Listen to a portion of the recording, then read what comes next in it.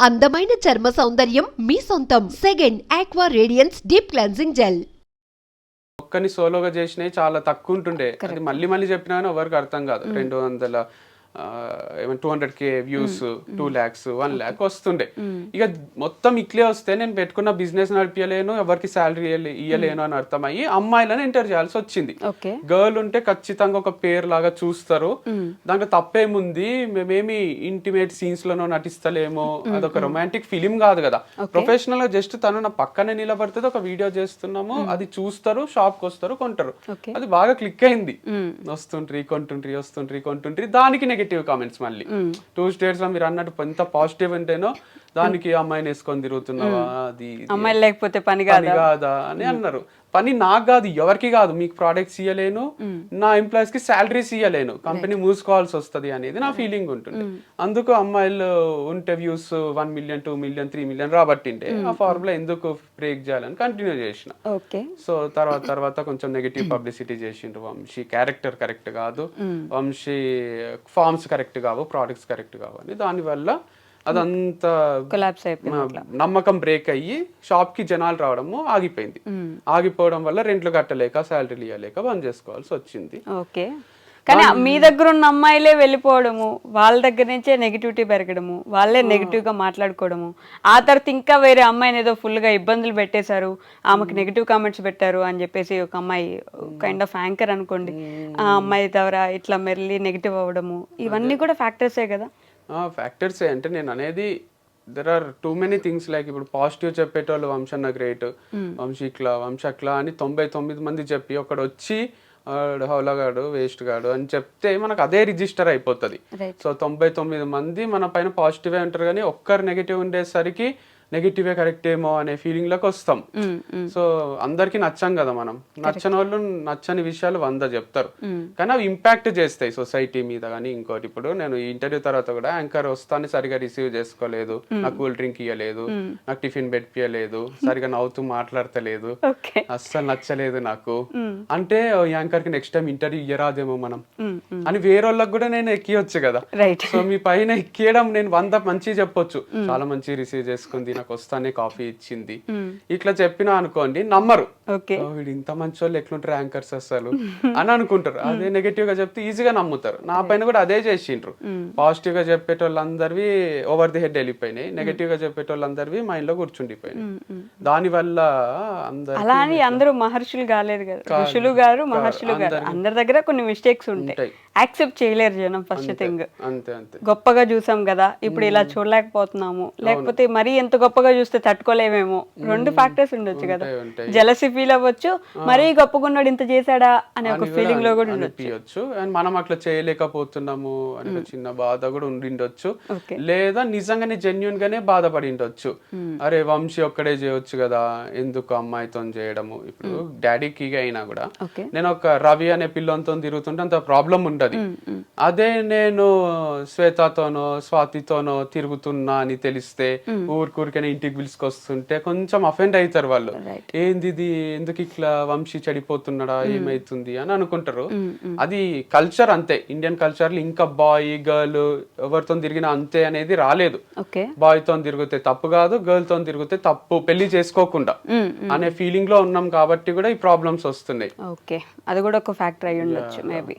అంటే మీకు ఒక సైడ్ ఇట్లా డౌన్ ఫాల్ ఎలా స్టార్ట్ అవుతుందో అటు సైడ్ వారధి ఫార్మ్స్ కి అంత పాజిటివిటీ పెరుగుతుంది కదా రోజు రోజుకి, గమనించారా మీరు? నేను గమనించలేదు. I'm very very happy if that is happening. Open గా ఏదో గొప్ప మనిషిని అయిపోవాలని చెప్తలేను, కానీ నాకు ఫస్ట్ నుంచి నేను చెప్తున్నది అది ఇప్పటికీ అదే. వాళ్ళు రేపు పొద్దున ఇంకా 10 ఏళ్ల తర్వాత నెలకు ₹1 కోటి తీస్తున్నారు అంటే కూడా నాకన్నా హ్యాపీగా ఫీల్ అయ్యేటోళ్ళు ఎవరు ఉండరు.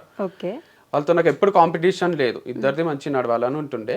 సో ఇప్పుడు కూడా నాకు డౌట్ ఏంది అంటే వాళ్ళది మంచినే నడుస్తుందా లేదా అనేది మీరు అందరు చూసి వీడియోస్ ఇంకోటి అనలైజ్ చేస్తున్నారు తప్ప, వంశీ ఫార్మ్స్ కూడా అంతే అనుకున్నారు కదా, వంశీకి ఏముంది లైఫ్ మస్తున్నాడు అని. నేను క్లోజ్ చేసినాక సర్ప్రైజ్ అయ్యారు చాలా మంది. అట్లనే వాళ్ళకి ఇంటర్నల్ ఎన్ని కష్టాలు ఉన్నాయో ఏమో మనకు తెలియదు కదా. సో అట్లా మనం బయట నుంచి చూసి జస్ట్ అనలైజ్ చేసి అరే వంశీ క్లోజ్ చేసుకుంటూ మూసేసుకుంటూ వాళ్ళు మంచినే నడిపిస్తున్నారు కదా, ఇట్లా మనం గెస్ చేస్తున్నాం అంతేగాని మేబీ అది సక్సెస్ఫుల్ గా నడుస్తుండొచ్చు, మేబీ సక్సెస్ఫుల్ గా నడవకపోవచ్చు కూడా. We never know what's happening inside the company or inside a home wife and husband ని చూస్తే కూడా మేము పెట్టిన ఫోటోలు ఎవరన్నా పెట్టే ఫోటోలు చూసి వీళ్ళు ఇంత హ్యాపీగా ఉన్నారు ఏంది అనుకుంటారు. కానీ వాళ్ళ మధ్యలో ఏం కొట్లాటలు ఉంటాయో ఏముంటాయో అసలు మనం ఎట్లా గెస్ చేస్తాం. సూర్య చౌతిక అజిత్ శాలిని మంచిగా ఉన్నారు అనేది మన అందరి ఫీలింగ్. లాస్ట్ కోహ్లీ అనుష్క కూడా. మీరు చూసిండ్రా? ఎప్పుడు చూసిండ్రు మీరు కోహ్లీ ఫోన్ లో అనుష్కతో వీడియో కాల్ మాట్లాడడం వరకే చూసిండ్రు. అజిత్ శాలిని స్టేడియంలో వచ్చి కూర్చునే వరకే చూసిండ్రు. అసలు వాళ్ళు ఇంకా వాళ్ళ పిల్లల విషయంలో ఎన్ని కొట్లాడతారో అసలు ఫీజుల దగ్గర నుంచి ఈ స్కూల్ వేద్దాం ఆ స్కూల్ వేద్దాం నువ్వు పోయి రత్నదీప్ కిరాణా తీసుకురా అంటే వాళ్ళకి అవసరం ఉండదు. కానీ జనరల్ పబ్లిక్ ది చెప్తున్నా నేనే తీసుకురావాలా ఎప్పుడు ఇట్లాంటి కొట్లాటలు ఎన్ని ఉండొచ్చు మీకు అవన్నీ చూపిస్తారా వీడియో తీసి పెడతారా?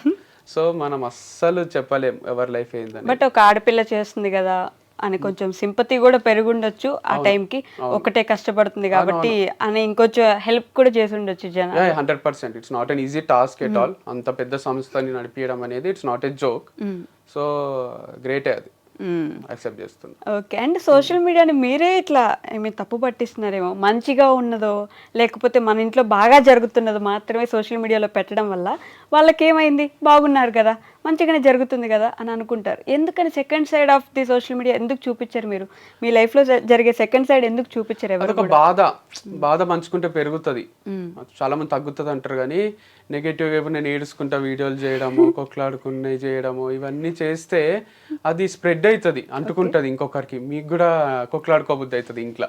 సో నవ్వుతూ ఉండి మంచిగా ఉన్న మూమెంట్సే చూపించబుద్ది అవుతుంది. మనం సినిమాకి కూడా ఈ మధ్యన ఎట్లాంటి ఎంజాయ్ చేస్తున్నాం, మ్యాడ్ స్క్వేర్ ఎంజాయ్ చేస్తాం కానీ లవ్ రెడ్డి క్లైమాక్స్ ని అంత ఎంజాయ్ చేయమనిపిస్తుంది నాకు.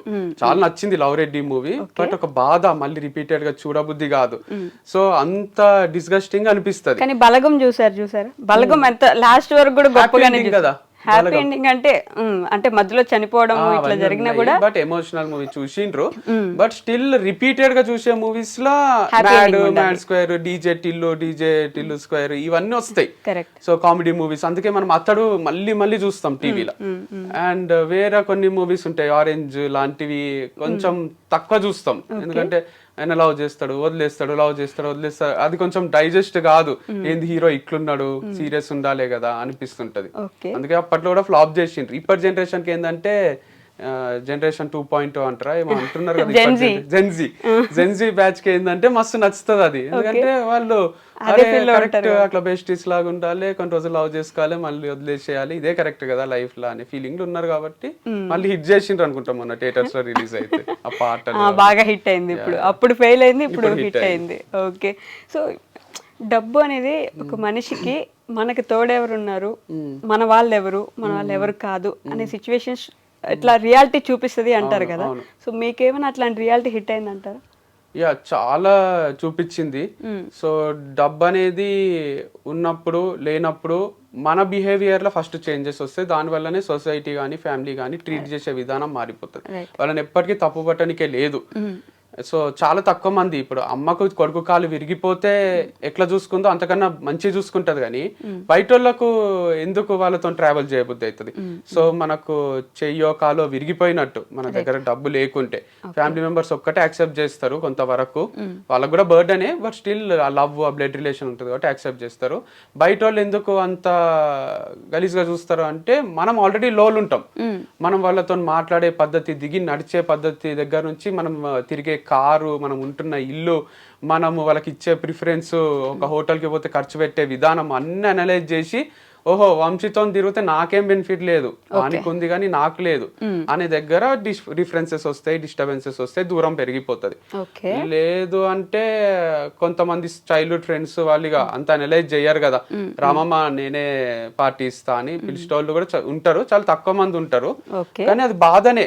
మనకు ఆల్రెడీ లోపల ఇంటర్నల్ గా కాన్ఫిడెన్స్ డౌన్ అయ్యి బాధపడుతుంటాం, అరే నా లైఫ్ ఎందుకు ఇట్లా అయిపోయింది, నా దగ్గర డబ్బు లేదు కదా అని. పోయిన దగ్గర కూడా వాళ్ళు ప్రిఫరెన్స్ ఇవ్వకపోతే అది చాలా చాలా డిస్టర్బింగ్ ఉంటది. పృథ్వీ షా అని క్రికెటర్ ఉంటాడు, ఆయనకు మొన్న ఎయిర్పోర్ట్ లో ఒక పెద్ద ఆయన ఇట్లా పలకరిస్తుంటే ఆయన చూడకుండా వెళ్ళిపోతున్నాడు. అది ఎట్లుంటది అంటే ఆ ఫీలింగ్. పృథ్వీ షా అంటే ఫ్యూచర్ ఇండియన్ కెప్టెన్ అంటుండ్రి. పృథ్వీ షా అంటే ఇప్పుడు ప్లేస్ లేదు ఐపీఎల్ లో. కరెక్ట్. సో అది ఆయన చేసుకున్న అలవాట్ల పొరపాట్ల లేదా నిజంగానే క్రికెట్ మిగిలి లేదా అన్ని మనం పక్కన పెడితే సో అదైతే ఆయనకైతే బాధనే కదా, రిషబ్ పంత్ కి కూడా బాధనే కదా ఇప్పుడు పర్ఫామ్ చేయలేకపోవడము. అన్ని కోట్లు పెట్టి 27 కోట్లు ఏమో ఇచ్చిండ్రు కదా, వెంకటేష్ అయ్యారు. వాళ్ళ బాధ మన బాధలకు 100 టైమ్స్ ఎక్కువ ఉంటది అనేది నా ఫీలింగ్. ఓకే. సో వాళ్ళు ఇంట్లో కూర్చొని ఏడ్చిన క్షణాలు ఎన్ని ఉంటాయో మనకు అనిపిస్తుంది బయట నుంచి సక్సెస్ అయిపోయినారు, కార్లు ఉన్నాయి, అన్ని ఉన్నాయి, గర్ల్ ఫ్రెండ్స్ ఉన్నారు అని. కానీ మనకు తెలియని విషయాలు ఏంది అంటే వాళ్ళు పర్ఫామ్ చేయనప్పుడు డిప్రెషన్లోకి వెళ్ళిపోయి రిటైర్మెంట్లో కూడా ఇచ్చిన ప్లేయర్స్ ఉన్నారు. మ్యాక్స్వెల్ రిటైర్ అయ్యి బయటకు వచ్చిండు, మళ్ళీ ఆడిండు. డివిలియర్స్ రిటైర్ అయ్యి మళ్ళీ ఆడిండు. బట్లర్ రిటైర్ అయ్యి మళ్ళీ ఆడిండు. సో ఇప్పుడు మళ్ళీ ఫామ్ లోకి వచ్చిండు. దానికి లక్ కూడా తోడు కావాలి, లక్ అనే ఫ్యాక్టర్ కూడా ఒకటి ఉంటది. రాజస్థాన్ లో ఉన్నప్పుడు సరిగా పర్ఫామ్ చేస్తలేడు అని తీసేస్తే జీటీకి పర్ఫామ్ చేస్తున్నాడు. So all depends on so many factors in life, our partners, family, friends, luck, దేవుడు ఎవరు ఉంటే వాళ్ళు, పవర్, అన్ని తోడైతేనే సక్సెస్ వస్తుంది. మీకు కొంచెం లక్ ఫ్యాక్టర్ ఎక్కువే ఉంటది కదా ఎప్పుడు కూడా. ఎఫర్ట్స్ కూడా ఎక్కువే ఉంటాయి నవి. అవునా?